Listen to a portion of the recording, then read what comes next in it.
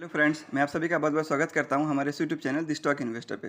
दोस्तों, वीडियो को आगे बढ़ाने से पहले कहना चाहूँगा कि अगर इस चैनल पर नए आए हैं तो चैनल को सब्सक्राइब जरूर कर लें ताकि मेरा स्टॉक मार्केट रिलेटेड वीडियो का हर नोटिफिकेशन आपको जल्द मिल जाए। तो चलिए आज का हमारा ये वीडियो स्टार्ट कर लेते हैं। तो फ्रेंड्स, आज के डेट की अगर हम बात करें तो यहाँ हम देख सकते हैं 14 अक्टूबर 2022 ये आज का डेट है। और आज के दिन बजाज ऑटो ने अपने क्वार्टरली रिजल्ट को पेश कर दिया। अगर हम यहाँ पे इसका जो मैंने पीडीएफ ओपन किया है उसका अगर मैं स्क्रिप्ट देखूँ तो यहाँ हम देख सकते हैं बजाज ऑटो का जो क्वार्टरली रिजल्ट है वो पेश हो गया। चलिए हम इसके फाइनेंशियल रिजल्ट की ओर आगे बढ़ते हैं। तो देखिए दोस्तों, हम सबसे पहले इसका जो है stand alone unaudited financial result देखेंगे, उसके बाद हम इसका कंसोलिडेटेड रिजल्ट भी देखेंगे। तो चलिए आगे बढ़ने से पहले देखिए यहाँ पे मैं दिखा दूँ, 30 सितंबर 2022 मतलब इस क्वार्टर का है। तो आगे बढ़ने से पहले जो फॉर्मेलिटी है वो हम देख लेते हैं।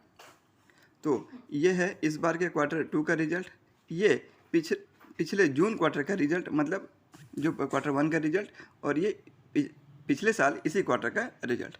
और जो हमें फिगर जो देखने को मिलेगा फ्रेंड्स, वो यहाँ हम देख सकते हैं इन करोड़ में देखने को मिलेगा। तो चलिए, बहुत अच्छी बात है, सारा जो फिगर डेटा है वो एकदम सही है। अब अगर हम आगे बढ़ें और इसका टोटल इनकम देखें तो इनकम की अगर हम बात करें तो revenue from operation and other income, ये दोनों मिला के हमारा टोटल इनकम होता है। तो चलिए इसका हम टोटल इनकम देख लेते हैं। तो टोटल इनकम की बात करें तो ईयर ऑन ईयर 9080 से बढ़ के हो गया 10532। वहीं अगर हम Q1Q बात करें तो 8324 से बढ़ के हो गया 10535। तो Q1Q और ईयर ऑन ईयर हम दोनों में हम देख सकते हैं कि जो इनकम है उसमें हमें अच्छी खासी बढ़ोतरी देखने को मिल रही है। पर उसी के हिसाब से हमें कंपनी का खर्चा भी देखना पड़ेगा।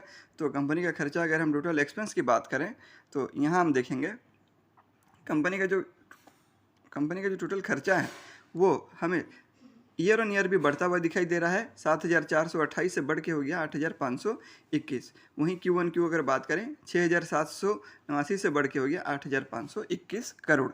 तो कंपनी का खर्चा भी हमें उसी प्रोपोर्शनेट में बढ़ता हुआ दिखाई दे रहा है। तो खर्चा काटने के बाद रेवेन्यू से अगर हम खर्चा काट दें तो कंपनी के पास जो बच जाता है उसे हम बोलेंगे प्रॉफिट।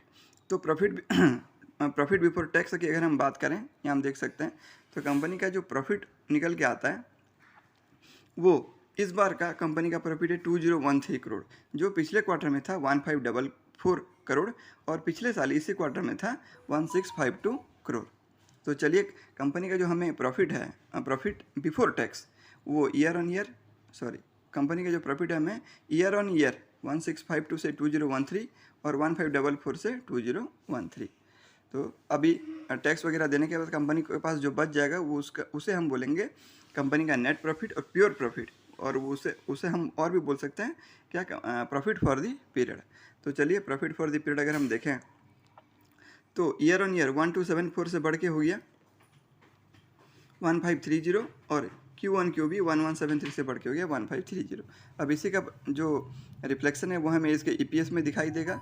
EPS की अगर मैं बात करूं तो इस बार का EPS है 53.5, जो कि पिछले क्वार्टर में था 40.6 और पिछले ईयर इसी क्वार्टर में था 44.1।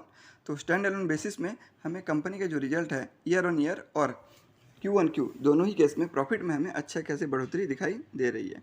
तो चलिए अब इसके अगर हम कंसोलिडेटेड की बात करें तो वो भी हम देख लेते हैं। तो यहाँ हम देख सकते हैं फ्रेंड्स कि मैंने कंसोलिडेटेड जो अनऑडिटेड रिजल्ट है वो मैंने ओपन कर लिया है।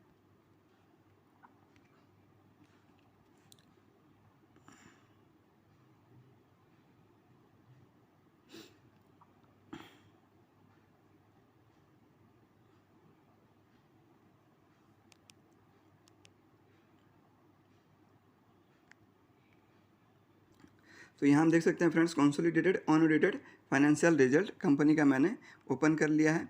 इसका भी अगर हम सीक्वेंस देखें तो ये इस क्वार्टर का रिजल्ट, ये हो गया इस क्वार्टर का रिजल्ट, ये पिछले क्वार्टर का रिजल्ट और ये पिछले साल इसी क्वार्टर का रिजल्ट। चलिए अब इसका अगर हम टोटल इनकम देखें, यहाँ हम इनकम देख सकते हैं फ्रेंड्स।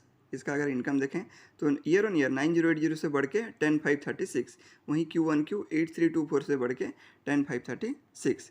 तो कंपनी का इनकम तो हमें बढ़ता हुआ दिखाई दे रहा है। चलो कंपनी के एक बार खर्चे भी हम अच्छे से एक बार इसको एनालिसिस कर लेते हैं। 7429 से ईयर ऑन ईयर बढ़ के हो गया 8531, वहीं 6790 से बढ़ के हो गया 8531। तो कंपनी का खर्चा भी हमें बढ़ता हुआ ही दिखाई दे रहा है। अब कंपनी का इनकम से अगर हम खर्चा काट दें तो हमें मिलेगा उसका प्रॉफिट। तो यहाँ हम देखेंगे फ्रेंड्स, सबसे पहले ये अगर मैं बात करूँ, थोड़ा सा जूम कर लेता हूँ। यहाँ मैं आपको दिखाना चाहूँगा पहले profit before exceptional tax, exceptional items and tax. ये आप देख सकते हैं 3 + 4 + 5 जो है। तो एक्सेप्शनल आइटम से पहले कंपनी का जो प्रॉफिट है वो हम देख लेते हैं। तो यहाँ पे देखिए कंपनी का प्रॉफिट एक्सेप्शनल आइटम से पहले 1916 से बढ़ के हो गया,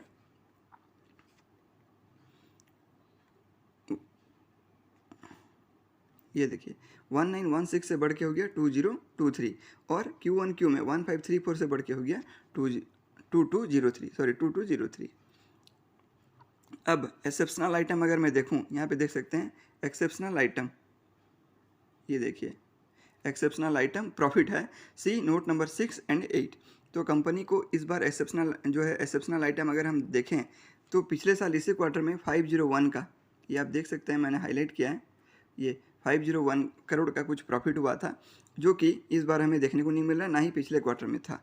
तो एक्सेप्शनल आइटम के बाद कंपनी को जो प्रॉफिट होता है वो इस बार 2203 है, जो पिछले क्वार्टर में था 1543, और पिछले साल इसी क्वार्टर में था 2417।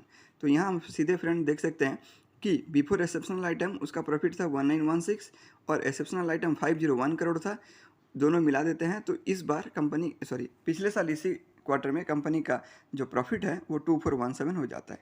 तो आगे हमें जो भी फिगर देखने को मिलेगा प्रॉफिट आफ्टर टैक्स, तो वो हमें एक्सेप्शनल आइटम के साथ ही मिलेगा। तो वो एक्सेप्शनल आइटम को हम ऐड नहीं कर सकते, क्योंकि आप जानते हैं कि एक्सेप्शनल आइटम का जो प्रॉफिट होता है या लॉस होता है वो एक बार ही होता है, बार बार नहीं होता। तो अगर क्लियर पिक्चर की हम बात करें तो ये फिगर जो है इसको हम सही कंसिडर करेंगे, एक्सेप्शनल आइटम को कंसिडर नहीं करेंगे, क्योंकि आगे जो भी होगा उसमें एक्सेप्शनल आइटम ऐड हो जाएगा। तो चलिए अगर इसी बेसिस में अगर हम आगे बढ़ें तो कंपनी का प्रॉफिट जो टैक्स वगैरह देने के बाद कंपनी के पास जो बच जाता है वो अगर हम बात करें तो प्रॉफिट फॉर दी पीरियड, लेकिन इसमें हमें एक्सेप्शनल आइटम भी देखने को मिलेगा। चलिए देख लेते हैं कंपनी का इस बार का प्रॉफिट 2039 से घट के 1719, वहीं 1163 से बढ़ के 1719, पर इसमें आप सभी जानते हैं कि इसमें एक्सेप्शनल आइटम का एक एडिशन है। अब इसका रिफ्लेक्शन हमें ईपीएस में देखने को मिलेगा 70.5 से घट के हो गया 60.1, और Q1Q 40 से घट के हो गया 60। तो आप समझ सकते हैं कि इसमें जो है एक अनएक्सपेक्टेड जो एक्सेप्शनल का जो प्रॉफिट है वो ऐड हुआ है। तो ओवरऑल अगर हम बात करें एक्सेप्शनल आइटम को हटा दें तो कंपनी का स्टैंड अलोन बेसिस पे और कंसोलिडेटेड बेसिस पे हमें प्रॉफिट और रेवेन्यू अच्छा ही देखने को मिल रहा है। तो उम्मीद करता हूँ दोस्तों आज का मेरा ये वीडियो आपको पसंद आया होगा। अच्छा लगे तो लाइक करें, अपने दोस्तों के साथ शेयर जरूर करिएगा। तो ठीक है फ्रेंड्स, अब हम मिलते हैं हमारे अगले वीडियो पे।